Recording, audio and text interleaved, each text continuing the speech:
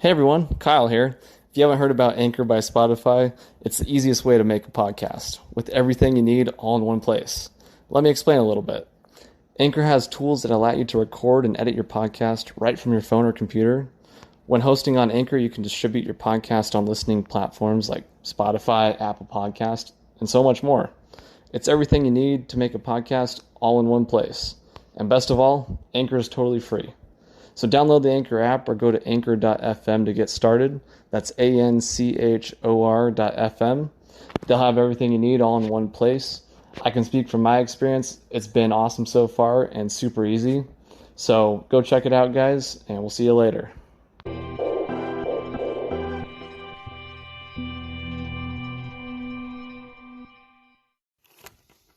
All right. Hi, everyone. Welcome to our travel experiences. My name is Kyle Rasmussen. I'm your host.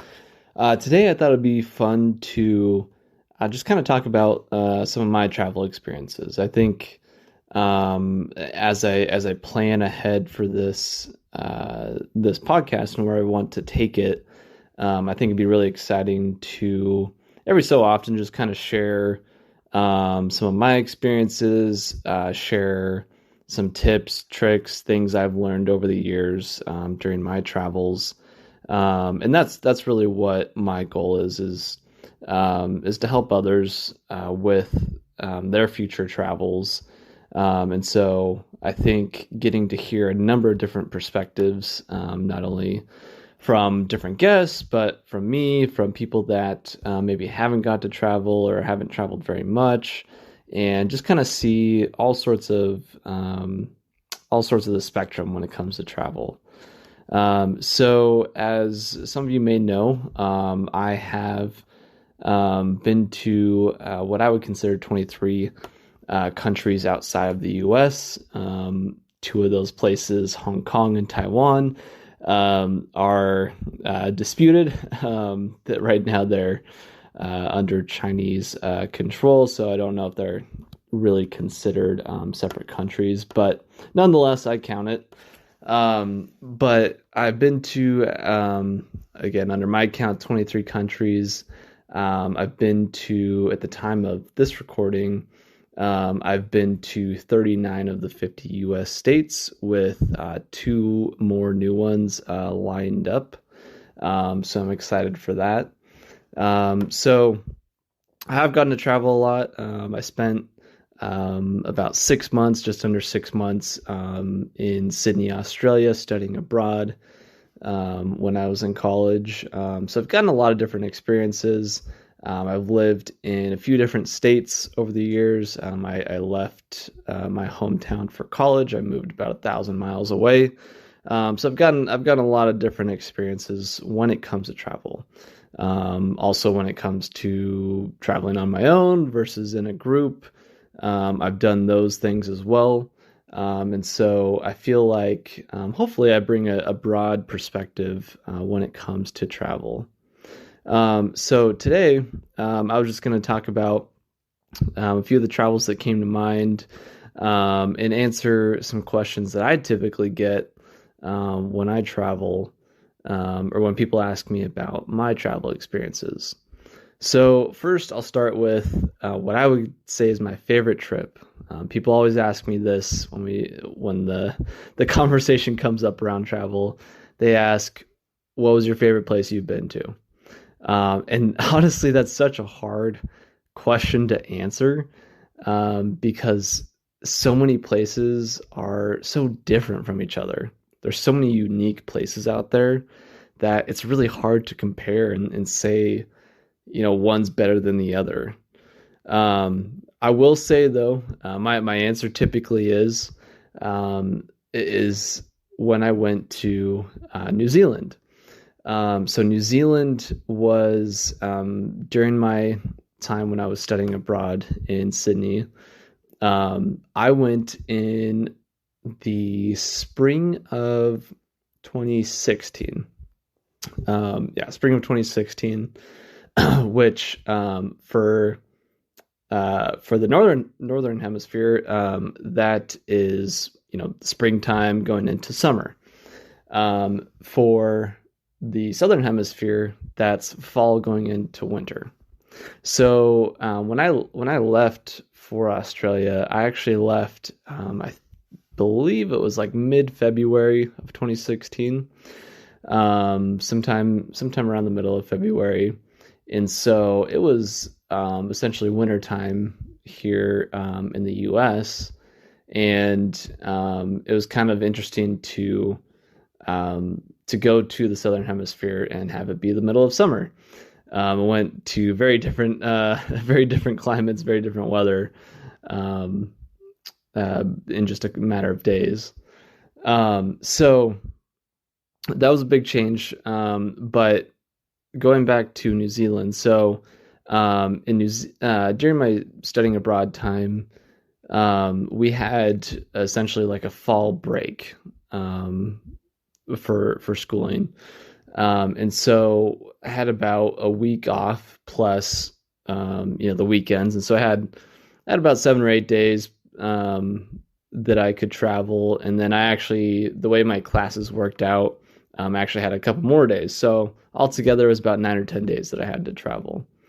And so I was obviously looking to explore, and so I wanted to go to New Zealand. From what I knew at the time, New Zealand was, fairly similar to Australia. I knew it was unique in that, basically you could have every sort of climate or every sort of landscape that you wanted to in just a matter of hours in New Zealand. It's not a very wide country, so you could go from east to west or west to east and cover, each coast in one day, probably much less than that. um, and so the mountains and the beaches, they're all, somewhat close together. I'm not going to say I'm an expert in New Zealand topography, but it's kind of interesting how everything's so close. You can get pretty much anything that you want it on any day.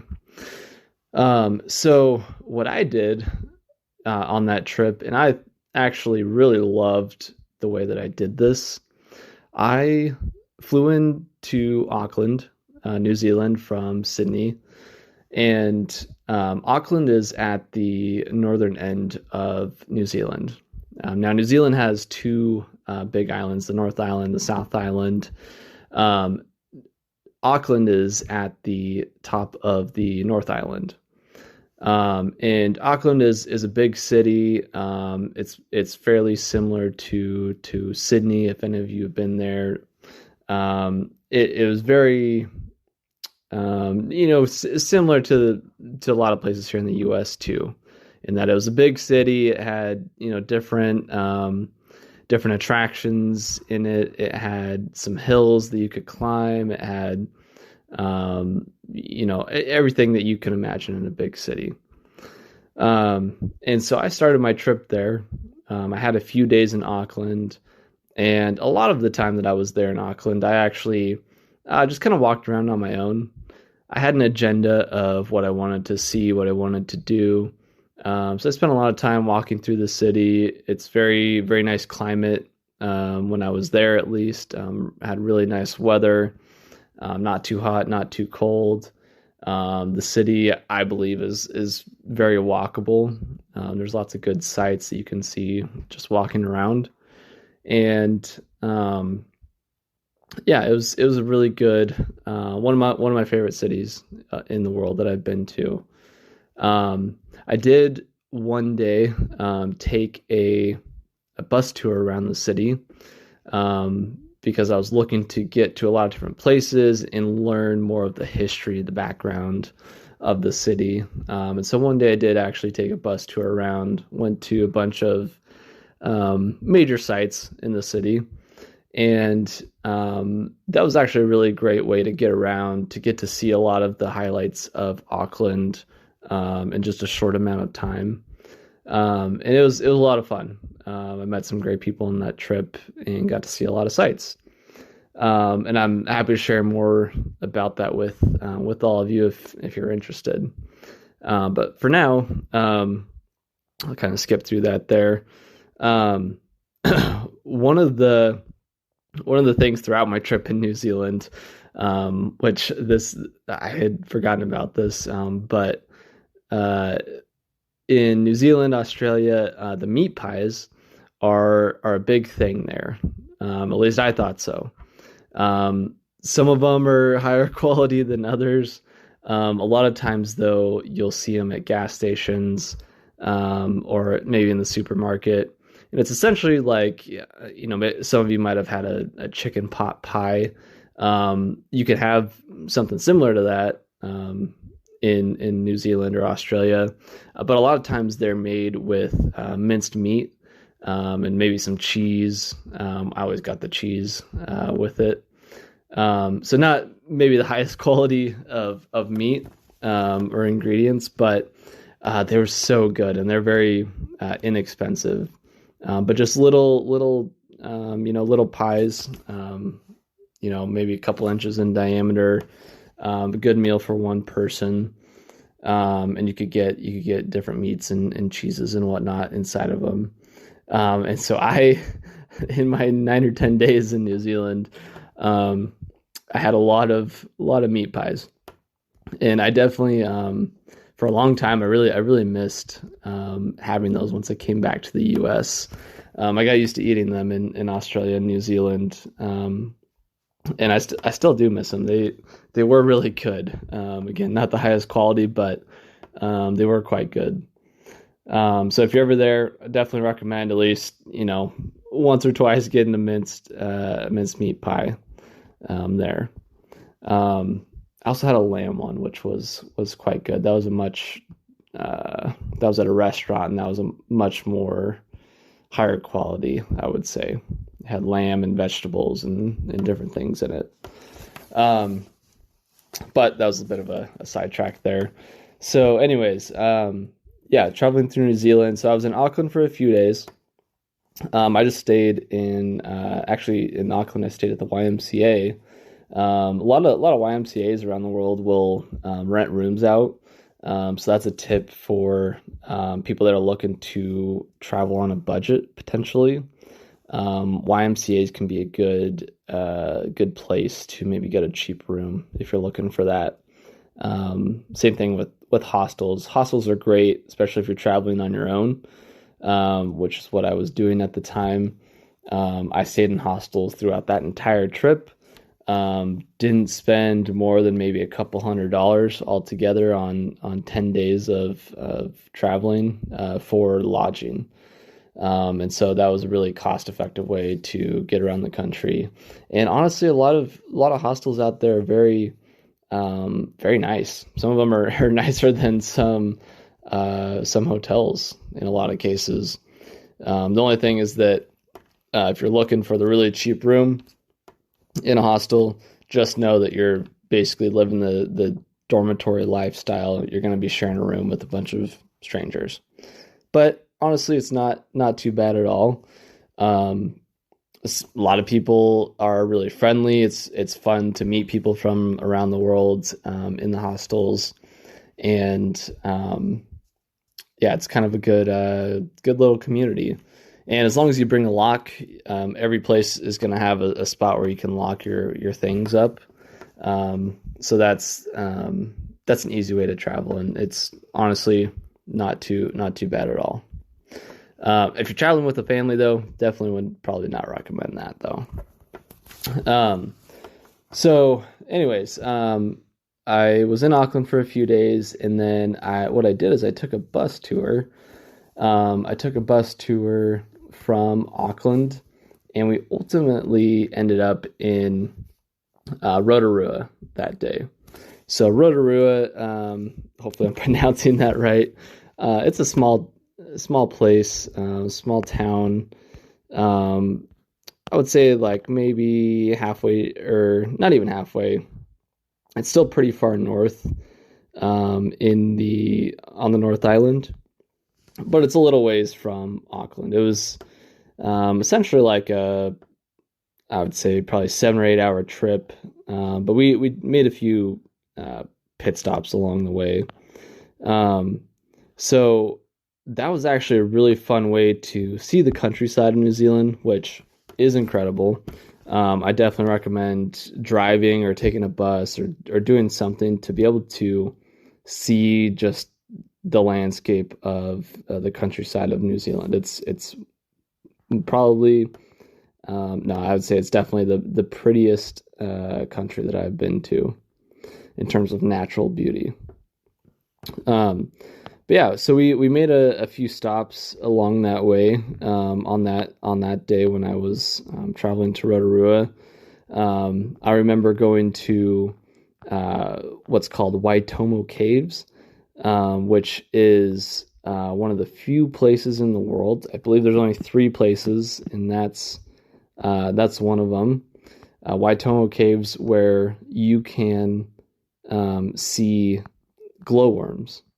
The glowworms hang out of the ceiling, essentially of the caves, and it's pitch black in the cave there, and you just see these little blue. It looks like these kind of bluish stars hanging from the ceiling.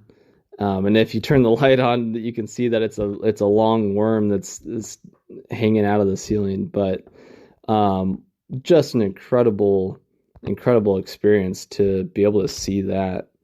One of the most unique things that I've seen or done during my travels, for sure. And I highly recommend that if you only have a few days in New Zealand, you're flying into Auckland. That's not very far from Auckland to go see those. Probably a few hour car ride or bus ride, but well worth the trip.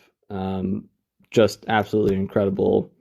Something that you're never going to find here in the U.S. or really anywhere else around the world. So we did that. That was awesome. And then we actually went to the Agro Dome, which was also really unique, I would say. It was really fun to kind of learn a little bit about that history and see what that was like. So the Agro Dome is essentially a place where they show people how, or tourists, how they shear sheep, and kind of learn about the whole sheep farming process. And so we got to see the guy that was there. He sheared a sheep for us, and it was it was incredible how fast he was able to do it. I can't remember all the facts and figures now at this point, but some crazy numbers in terms of how many pounds of wool they get, how often they shear, how fast they shear them. It's pretty wild. So that's definitely well worth the trip as well. But they also, one of my favorite parts of that day was getting to see the sheepdog actually herd some sheep around. It was incredible to see how well trained that sheepdog was. She followed every instruction that the guy was telling her. She took the sheep through all these different obstacles, took them all around this little yard that they were in, and brought them right back into where all of us were standing that were on the bus tour. And it was an incredible experience to be able to see that as well. One of the fun facts, which I probably am getting this wrong now. Again, it's been almost 6 years since I was there. But it was something like there's 3 times as many sheep as there are people in New Zealand. Hopefully someone fact checks me on that. But I thought it was a really interesting statistic to to learn that there's way more sheep than there are people there, and they actually try to breed the sheep that have twins. And so actually a lot of the sheep that are in New Zealand are actually twins. And a lot of times, a much higher statistic than you might think, they actually have twins. And it's kind of become this genetic thing that they've bred into the population. So obviously, because it's going to be basically a 2-for-1, you're going to get more money out of it, that sort of thing. But pretty crazy there. That's one of the great things about traveling is you learn so many unique facts and just totally different ways of life. You learn all sorts of interesting things that you're just not going to get if you stay in one place. So that's one of my favorite parts of traveling is just really learning the history of the place that I'm in, getting immersed in how society in that place got to where it is today and what kind of unique things there are about that place. Sorry, I'm going to pause here to take a drink really quick. So after the Agrodome, we got into Rotorua. The Agrodome's not too far away from Rotorua, if you guys are kind of following along on the map. But Rotorua, really, really cool town. I wish I could have spent more time there. But one of the unique things about Rotorua is there's a bunch of hot springs and a lot of, I guess, New Zealand in general, there's a lot of geological activity. I know they have lots of earthquakes, especially on the South Island. The earth is very alive in New Zealand. And so one of my most amazing experiences I've ever had traveling in any of the places I've been to was we went to, and I'm going to forget the name now. I believe, I'm going to look this up actually really quick because I want to get this right. I believe it's Tay. Yeah, Tay. How do you pronounce this?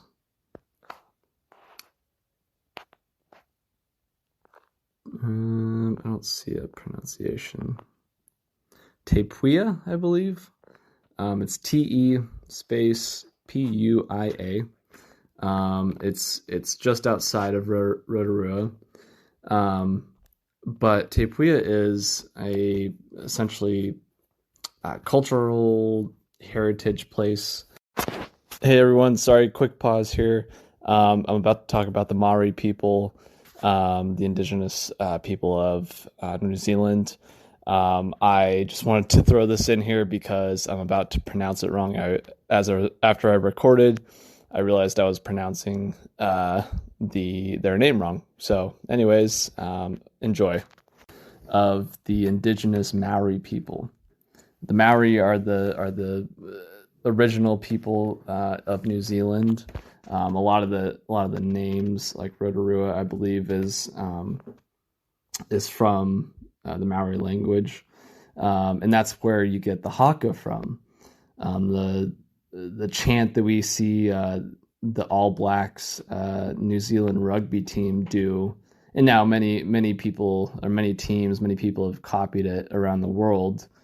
But the haka, the kind of intimidating dance / chant that teams do before the big game, and so I went to the Te-Puia and learned all about the Maori people. Learned about how the the British in the British kind of took over their land and everything, and just kind of the relationship now between the Maori people and other New Zealanders and or Kiwis as they like to be called. And so it was really interesting just to learn the indigenous history there, learn about their culture. And actually we did get to see a Kiwi there. They had a couple Kiwi birds that that were there inside the complex, which that was pretty amazing to see because they're um, somewhat endangered species. I believe they are an endangered species. And so it's pretty rare, especially because they're nocturnal. It's pretty rare to see a kiwi bird. And so that was really interesting. But my favorite part of that was um, getting to see the Maori people do their traditional dances, their traditional chants, and that sort of thing. And when they did the haka, they got all of the men out of the crowd, and we got to go up there and perform the haka with them. So that's an experience that I'll always have. It's one of my favorite memories. Is I actually got to do the haka with the people who invented the haka, and I believe I have it on video somewhere. But that was amazing. I again, if you have a chance to get out there, totally recommend going there. And if you're a man, you might have the chance to go do the haka with the Maori people, with the Maori men. It's a war dance, is what it is, meant to intimidate the opposing side, and so they only the men do that as well. But that was an incredible experience. And as I mentioned, there is a lot of geologic activity. So inside of the Te area, were some hot springs where you could smell the sulfur, which you can smell the sulfur all throughout Rotorua, throughout the whole town. It's pretty overpowering, but it's amazing to see the hot springs right there, see the mud and the sulfur and all the hot water bubbling out of the ground. And so you can get a lot of different experiences just in that one little area there. And again, it's not too far away from Auckland. I'd probably say if you wanted to spend a day there and then go back to Auckland in the morning, that's definitely a possibility. Let's see what else in Rotorua. So I stopped for the night in Rotorua. That was the end of that bus tour, and I spent the night in Rotorua. Walked around the town a little bit. Nothing too exciting on that front, but I stayed in a great hostel again. It was very nice, very clean. Definitely no complaints, and it was cheap. So, being a college student, that was great too. And so then from Rotorua the next day, actually, I took another bus tour. I can't remember the company. I'll have to find the company that I took. Hopefully they're still in business. But anyways, I took a bus tour from Rotorua, and we actually went all the way down. It took an entire day, but went all the way down to the bottom of the North Island to the capital city of New Zealand, which is Wellington. It's at the very bottom of the North Island. I think, driving straight through probably something like a 10 or 12 hour drive, maybe. Maybe not that much, 7 or 8. But that was, again, just beautiful to see all the countryside, see the different landscapes, and see just the incredible natural beauty of New Zealand. And that's the thing that stuck out to me the most there is just how naturally beautiful New Zealand is. You could take pictures forever of every landscape and never really get a full sense of the beauty. There's just so much beauty there. So that wasn't a very exciting day, though. We were in the bus most of the time. I remember stopping at one town, which I don't remember exactly where it was along the trip, but it was just a pit stop. It had a nice Nice little cafe there, and like I mentioned, it was getting into fall and winter when I was there, and so all the leaves were changing colors, and it was just a really beautiful area. Um, and then ultimately we got to Wellington, and I spent the night there, and actually spent a couple nights in Wellington. I Wellington is the capital city of New Zealand, and there's a lot of great history there. I took a bus tour one day when I was there, um, going around to different points around the city. I know there was one spot which I believe was Mount Victoria. Looking it up right here. Yeah, Mount Victoria. Mount Victoria Lookout. Um, on the top of that lookout, there is a sign that shows uh, how far away you are from Antarctica, and that sort of thing. And that was pretty amazing to see as well. We don't really think much about Antarctica, especially here in the U.S. But it's pretty crazy to just realize that. I think at that point I was closer to Antarctica than I was to my home. So that was pretty pretty wild for me, I guess. I like that kind of thing. But yeah, I went to Mount Victoria. Let's see, where else did I go? Also, shout out to Google Maps because Google Maps is awesome. This is one of the things I do for fun is look at Google Maps. Yeah, I went to the Wellington Botanic Gardens. That was very pretty. The Cable Car Museum, took the cable car up the hill from the city of Wellington up onto the hill. That was pretty great to see as well. You can see the whole city below you.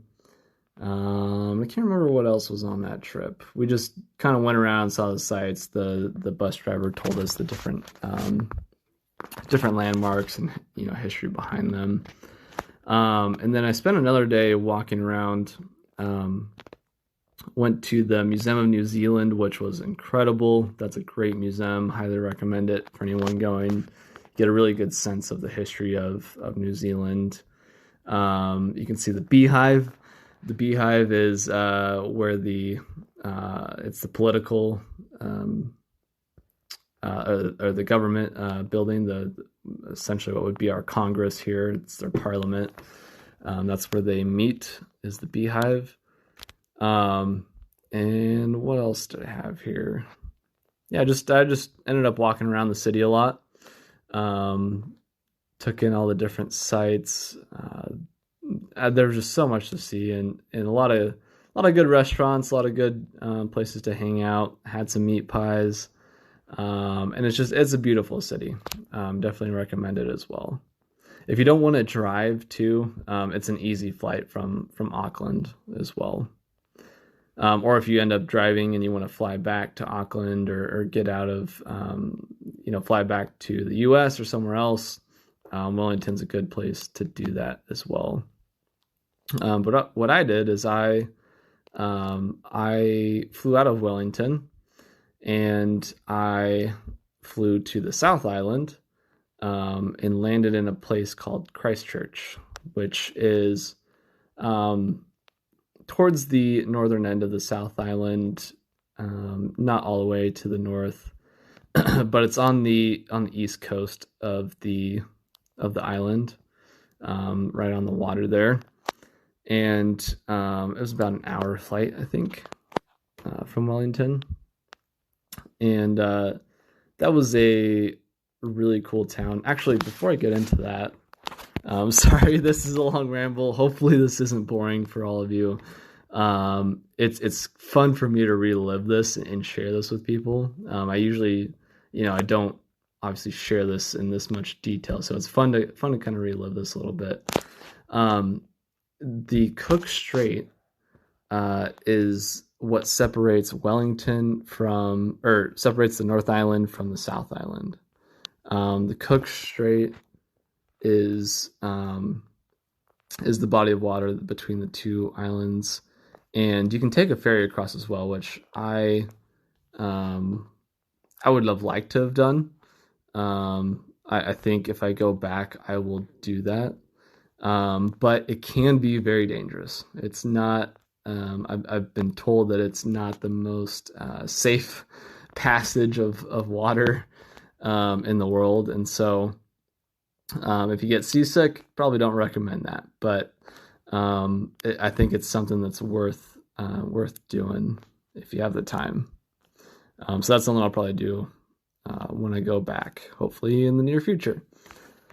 um, so, anyways, I flew to Christchurch. In Christchurch, going back to the kind of geological activity, Christchurch unfortunately has had a lot of earthquakes over the years, and they had one fairly recently before I had been there. I think within a few years of me being there, and so a lot of the unfortunately the main church or cathedral there in Christchurch, part of it was ruined by the earthquake. And it was sad because it's a very old church, I think, from dating back to some of the first settlers, and so really sad to see that. But Christchurch is a beautiful town, a great park. I believe it's Hagley Park or Hagley Park. Great place to walk around and just kind of see the nature in the town. They also have the Canterbury Museum. That was a great museum to see. Give some history of the area. There was another. Let's see. There was another. What was the other place I went to? There's another museum which was awesome as well. Shoot, I can't remember.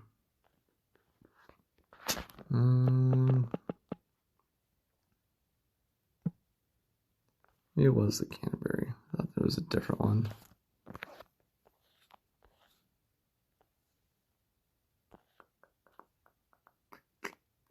That must have been the Canterbury. Okay, never mind. It's hard, especially having been to so many museums. It's hard to keep them all straight, but no, good history there in the Canterbury Museum. Great park to walk along if the weather's nice.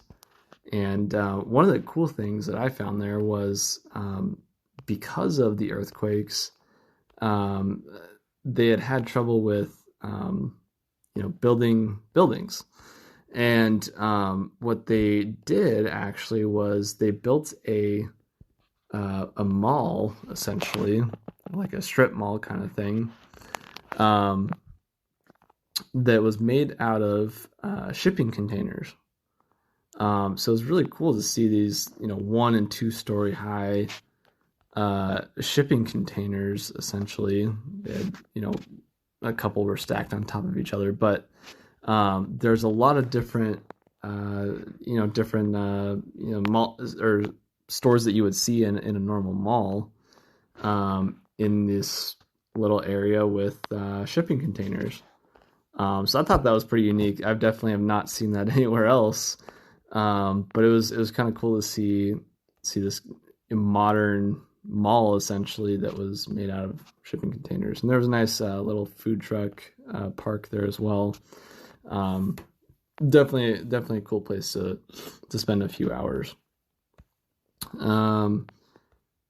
Let's see what else there. I didn't get to do much there. I didn't have a ton of time. Definitely would have liked to spend more time. Would have liked to spend more time in New Zealand in general. That's a place where I could spend probably months and months traveling around. There's a lot to see and do there. And again, it's beautiful. But from Christchurch, I actually... sorry, I'll pause here. Okay. From Christchurch, I took another bus tour.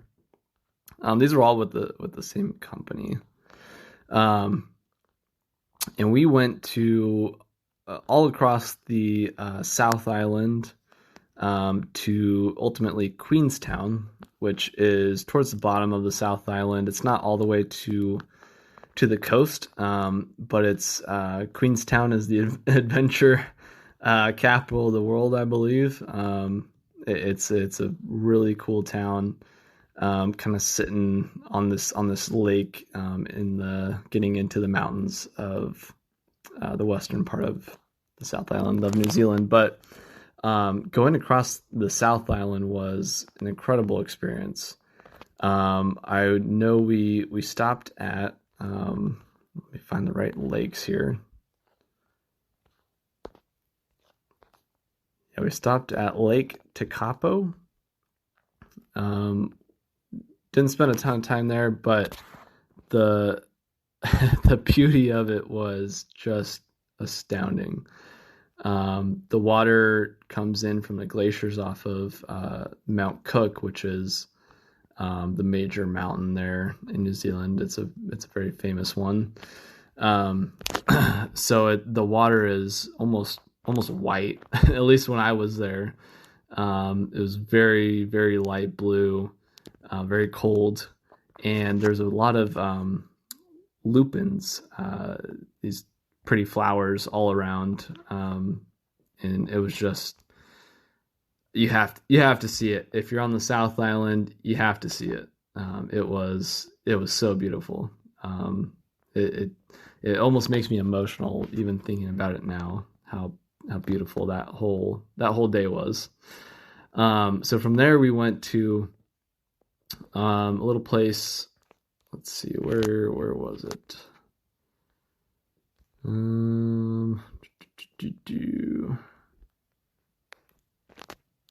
So we didn't go up to Mount Cook, obviously, but oh yes, there we go.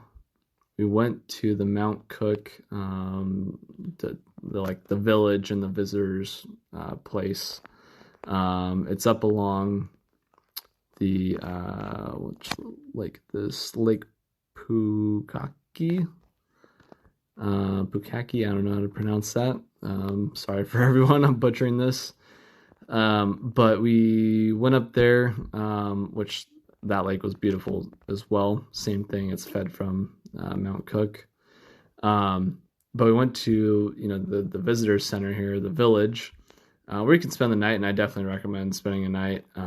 I really would have liked to hike around below the mountain, in that area. If I had more time, I would go back and spend a day or two just in that spot. A lot of beautiful hiking trails, and seeing Mount Cook and what they call the Southern Alps, standing high above you. It was a pretty incredible experience.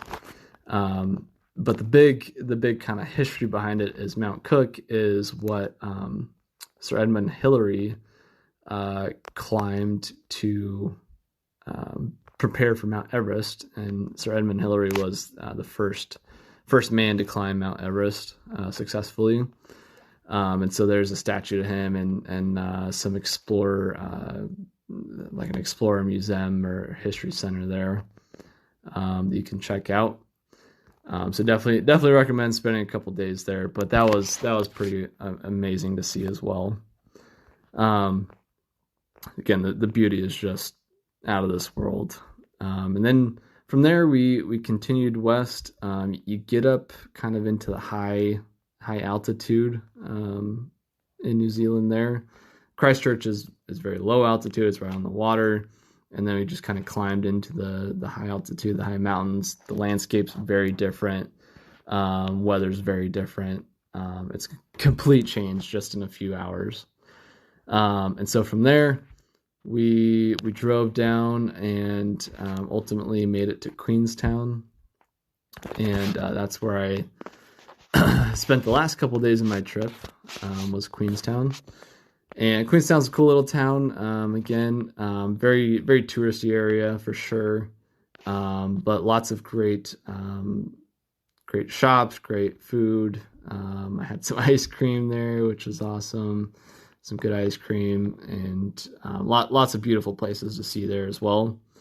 I know I spent a full day essentially walking around the downtown area, looking through the shops, going through what's called Queenstown Gardens, which is a nice little essentially park or garden in the along the water there in Queenstown.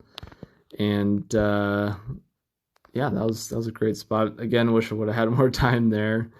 But the fun part there was one of my big I guess like not regret, but my big wishes that wasn't fulfilled traveling, and also one of my best experiences traveling both took place in Queenstown, and both for the same reason. So Queenstown, like I said, is the adventure capital of the world. I think it's where a lot of the adrenaline sports started, including bungee jumping. So originally, the wish that I didn't get to achieve was I didn't get to go skydiving. I had been planning for skydiving for weeks. I was really nervous for it. I wanted to I wanted to do it once and essentially never do it again. And I thought, what better place than Queenstown, where it's all about adventure and adrenaline. And so everything was going fine. I went to the place in the morning where we were supposed to meet the bus. Filled out all the paperwork, had gotten everything done. I had already signed up for it weeks in advance, and they took us out to the where the plane was gonna pick us up, to the pickup site. And right when we got out to the pickup site, they said, "Hey, the weather's not good. We can't do this today." And so I was super bummed, but I was like, okay, I'll try to make it work a different day, or a different time. But unfortunately, everything was booked, and I wasn't going to have time because I had to fly back to Australia. And so it wasn't going to work to do skydiving. So I said, well, I got to do something adventurous, something adrenaline here. And turns out one of the first places where bungee jumping was started, or I think where it was started, is just outside of Queenstown. And so I signed up to go bungee jumping. And so I ended up getting to do that afternoon. I jumped off of this bridge. I think it was, what was it? I think it was 120 feet, 140 feet, something like that. I think it was about 43 meters. So yeah, about 120, 130 feet. But again, it was fall, almost getting into winter time when I was there. So it was in this kind of canyon, and this bridge went across the canyon, and there was a river that was below, and all the trees were changing colors, so it was very colorful, and nice to see. And I still to this day I think about it, I'm like, oh my gosh, I can't believe I did that. But I got all strapped in. They just kind of tie your feet together in a way, and he said on 3 jump, and so I jumped, and it was an awesome experience. Actually, the worst part of it was because I went down kind of face first. I wanted to, or kind of, I was feet first, but I was looking at the ground. But then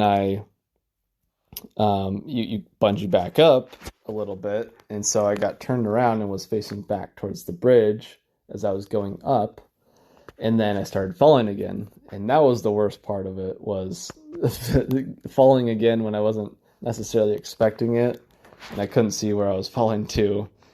But it was a lot of fun. They lower you down, and you get unstrapped in a little raft. There's a couple guys waiting for you at the bottom. And so I remember I had to unstrap myself from the little harness, and I could barely do it because my hands were shaking so much from all the adrenaline. But what an incredible experience. Again, that's a story that I get to tell forever. I don't know if I would do it again, but definitely recommend doing it at least once. If you're there, it was a great place to do it. So that was a high level overview of my trip, or maybe not. Maybe that was a little too detailed for some people, but there's so much there, so much in New Zealand, so much beauty, so much to do. Everything that you want is fairly close. The one thing I didn't get to do, which I would have really liked to, but I needed another day or two at least, was to go to the Milford Sound, which is a beautiful area in this very western part of the South Island. Beautiful mountains jutting out, and there's a big sound, Milford Sound, that is an inlet from the Tasman Sea, which is the water that is between Australia and New Zealand. Definitely would have liked to make it there, and I hope to make it there someday in the near future. So we'll see. But all in all, really great trip. Highly recommend New Zealand. If you have like a month or two that you could spend there, that's the way I would go. I would rent a car, or take the various bus tours and just take your time really getting through the country, seeing all the sights, not trying to speed through everything. I spent 10 days there, and I could have spent 10 months there. So New Zealand, that was my favorite place I've been to. Obviously I can talk a lot about it. We're coming close to an hour here. But well worth it. So many great memories, so many great experiences. Met a lot of great people, and just have a lot more appreciation for life after that trip. So I still always look back on it with fond memories. Since that did take a while to go through, I'm not gonna dive into a lot of questions right now, but if any of you do have questions, please reach out to me. You can email me at ourtravelexperiences@outlook.com. You can also, I believe you can leave a comment on Spotify or the Anchor app. You can, if you know me, you can reach out to me in other ways. But I'd love to hear from all of you. If you want to be on this podcast and talk about your experiences, I would definitely welcome that, and would love to have you, and I'll live vicariously through you about your experiences, from your experiences. So please reach out. I really want this to be a fun community, be a fun place for people to hear stories, to share their stories, and to really be inspired to see the world. I really believe that seeing the world makes us better people, makes us more appreciative of what we have, for sure.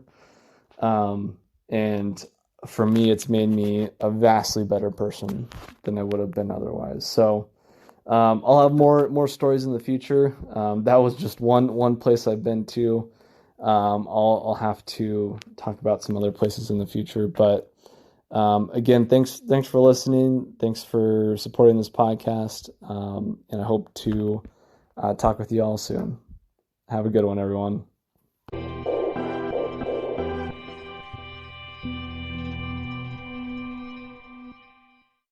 Hey everybody, Kyle here. If you enjoyed today's show and want more, you can always listen to other episodes on Spotify or Anchor. The links are in the description below. If you want to see travel pictures from today's guest and other guests, as well as my own travel photos, you can see them on Instagram. The page is called Our Travel Experiences Podcast.